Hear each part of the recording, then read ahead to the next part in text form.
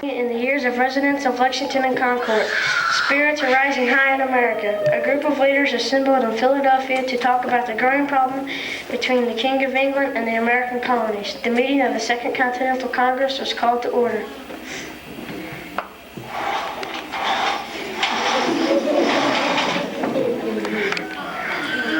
Attention everyone, it is time for this meeting to come to order. Let's not rock over roll. Sam Adams, here. John Adams, here. Patrick Henry, here. Benjamin Franklin, here. George Washington, here. Oh, John, let's get on with it, shall we? We all know you're enjoying your new title, John Hancock, President of the Continental Congress. But must you drag this meeting out so dreadfully long? Let's get to the topic at hand. Yes, let's get on with it. My dear friends, we are here today to discuss the dilemma we currently face as the King of England. I, for one, feel that we can talk to him and explain our concerns. Come on, Ben, face the facts. That boy is proving that all he cares about is ruling over us unfairly. We have no voice in the British Parliament, and he insists on taxing our teeth, our newspapers, and our marriage license. He's forcing our families to house this snobbish, vulgar, red-coated soldier. These laws are simply intolerable. Now, cousin, calm down. It's true the King is being unfair, but we don't have the support of everyone in the colony. Did you know that one-third of the colonies are loyal to the King George III? One-third of them don't even seem to know this is the problem. That only leaves one-third of our population, true patriots like us, willing to die for cause of freedom. You're right, Sam, and by the way, gentlemen, we are not yet at war. Are we not? How quickly we forget the Redcoats marched on Lexington and Concord.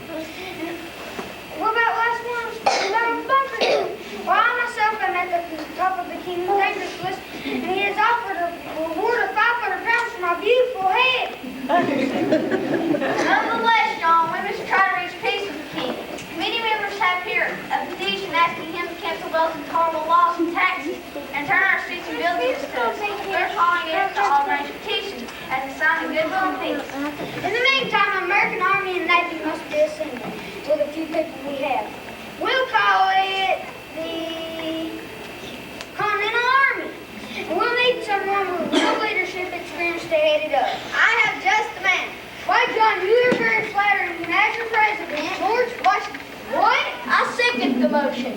But gentlemen, I have my wife and my farm. Nonsense, man, you're perfect for the job. You're already well respected among Americans, and you have proven your great military skills in the French and Indian War, not to mention your excellent moral character. That's quite enough, gentlemen. All in favor? Aye.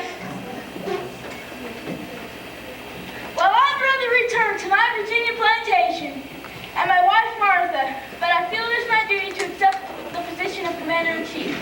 I will write to dear Martha and tell her that I hope my going will answer some good purpose. Massachusetts had been busily preparing to protect themselves against the British soldiers in case there was another battle. After the Redcoat march on at Lexington and Concord, Patriot forces were making every effort to keep the British hemmed in at Boston. The Patriot soldiers began to build great walls of dirt and stone called earthworks near Boston. These great walls stopped the British soldiers from leaving Boston. The only way out was by sea. We're ready now to get those redcoats put away. As soon as we see those lousy British, we'll blow the smithereens.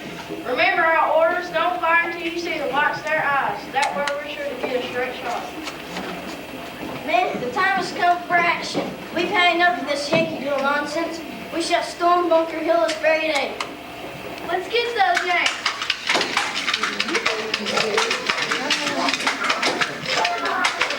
The fighting continued for quite some time, and although British were forced back, the Patriots were running out of gunpowder. I just about have ammunition. Me too, I can't hold on. We better get out now, man, when it's still time. Get out of here. Yippee, we won. I guess we still love it.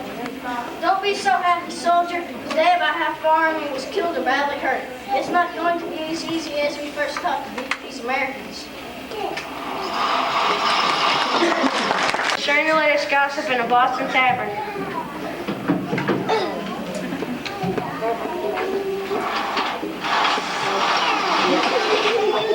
That's how Thomas put old King George in his place. That's how you're reading, boys. It's Thomas Paine's pamphlet, Common Sense. And let's A government of all peoples are natural rights. He called the king the royal root of Great Britain and says America would be better off independent. What do you think of that?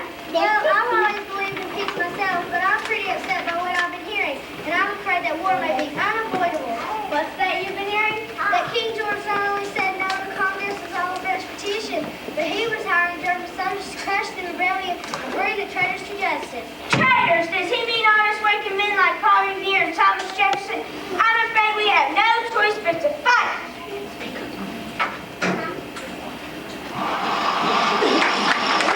I've just received a word from the King of England.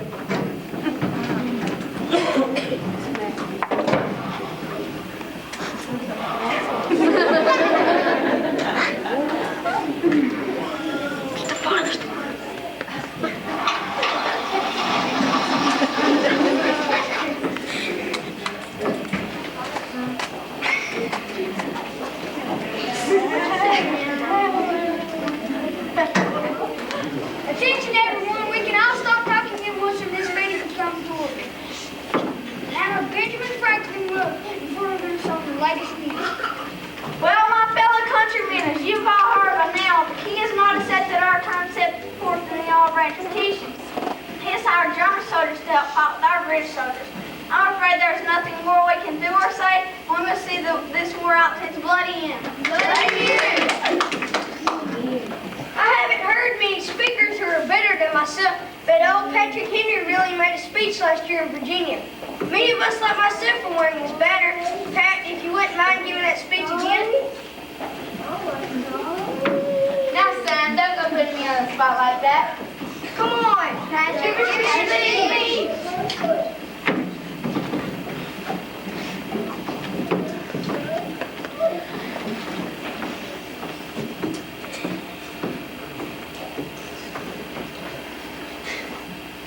Gentlemen may cry, peace, peace, but there is no peace.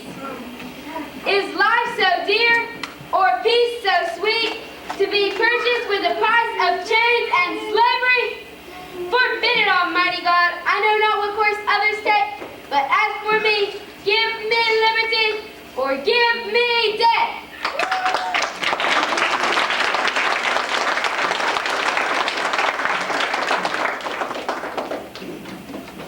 Very well, gentlemen. We shall now continue. For the past 17 days, Thomas Jefferson has been working on a new document to send to England. And he will now come forward and read this document. And when he is finished, if it is agreed upon, we shall all sign it and send it to King George of England. I won't read the actual words in the document, but I will tell you what the words in this document mean.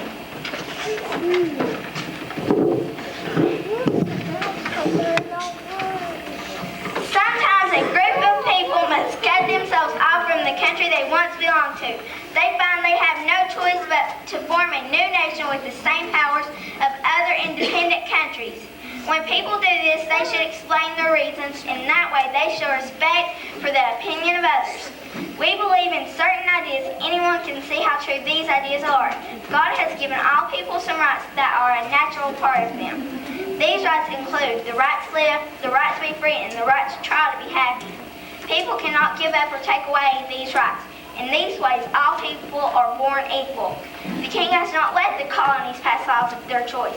The king has not given any power to the representatives from the colonies. The king has sent soldiers to live among the colonists. He has not punished these soldiers when they have broken laws. We sent the king letters asking him to take back the bad laws, but he has ignored them. Such a king is unfit to be ruler of a free people. We, the representatives of the United States of America, say this: the colonies are now free and independent. They no longer have any connection with the British king or government. As an independent country, we now have the right to make peace or war and to trade with other nations. We now have all the other rights that other nations have.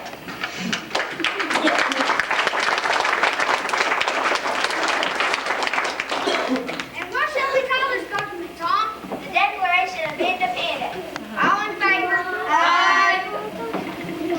As your president, let me be the first to sign the Declaration of Independence.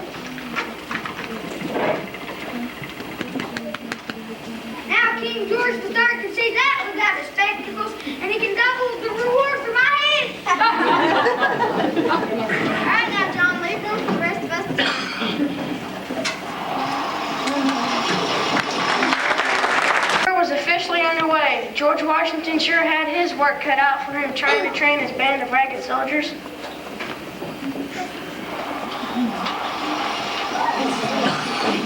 Man, I'm hungry. I only have shoes on my feet.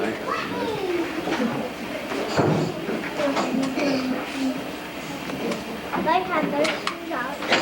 They had their shoes out. Attention, men! Oh, hi there, Washington. Men, don't you know how to snap to attention? Oh, yes, sir. That's why when this one discipline. Oh, yes, sir. Line up, guys. Charles, we're good to go. Everybody's here to box ready. Forward. Left turn. Forward. March. Left turn. March. This is hopeless. Sometimes there was fighting among the ranks, especially between the fancy New Englanders and the poor Virginians. Look at those scraggly Virginians. They don't even have shoes on their feet. The other day, I saw... Let me tell you how poor those striped Virginians are. The other day, I saw Washington king down the road. I asked him what he was doing. He said he was moving.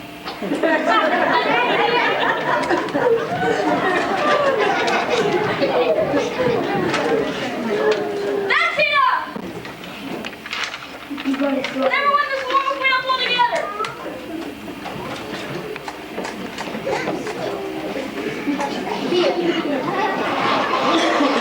The worst. By the fall of 1776, Washington and his troops had been chased from Massachusetts to New York to New Jersey. All might have been lost. Then something happened on Christmas Day.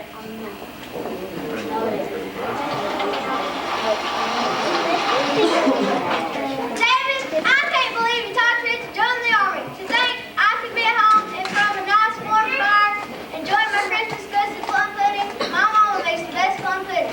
I know what you mean when I'm freezing to death. I kept imagining we were drowning. He asked you what is the Delaware River. Kept imagining our boat was going to start over. Where's your fighting spirit? General Washington has a brilliant plan. Those hired German soldiers would never expect us on Christmas Day. The sun will be rising soon. As soon as it does, General Washington will give the command. And boom, they'll never know what hit them. Yeah, good plan. Men, it's time!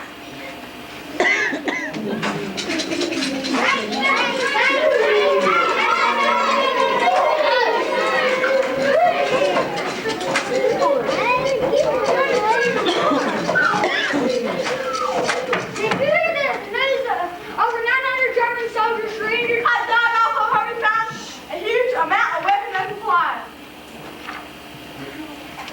The victory at Trenton, New Jersey gave hope to the Americans. Men from Europe came to help Washington train his troops and fight the war. The Americans won another battle at Saratoga, New York in October 1777.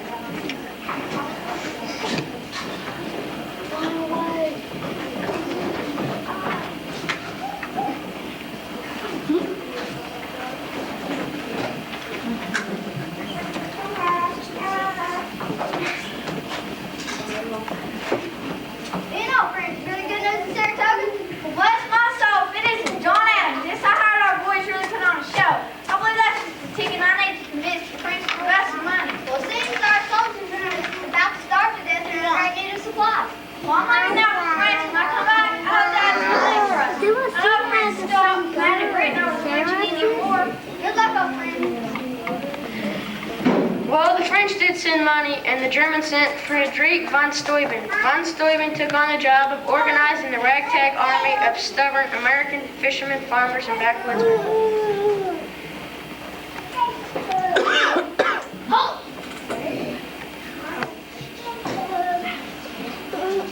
Attention! For march! Company, halt! Summon, dismiss. The fighting continued for 3 years, and although Britain won several major battles, they never could win the war. Hello, sir. Thomas Paine, calling Common Sense. I was wondering if you'd grant me an interview. Oh, yes, sir. But you better make it quick. We're away to Yorktown for dinner.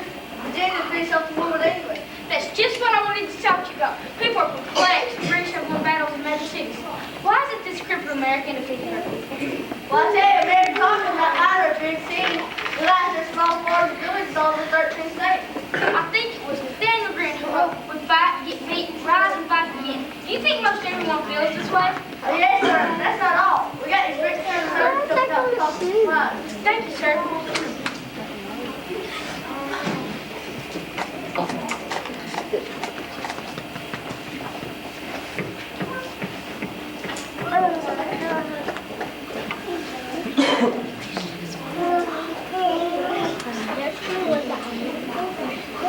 Attention troops! Everyone gather around and I'll tell you the plan. French troops will meet our army near New York City and we will march together toward Virginia. In the meantime, the French Navy will surround the Chesapeake Bay. The British will be hemmed in on all sides. They can't leave by land and they can't leave by sea. We will dig trenches to hide ourselves from the red gunfire.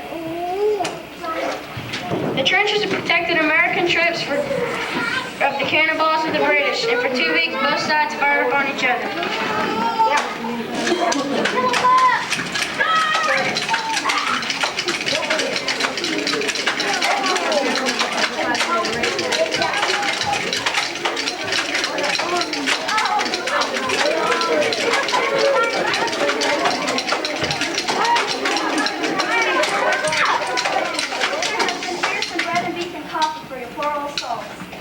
Thank you much for watching.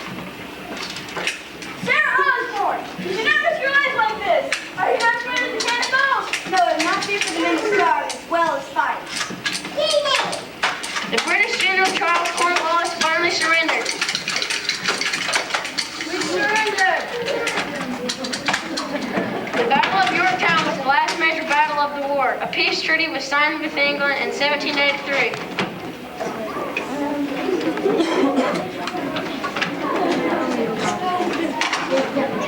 And the rest, so to speak, is American history.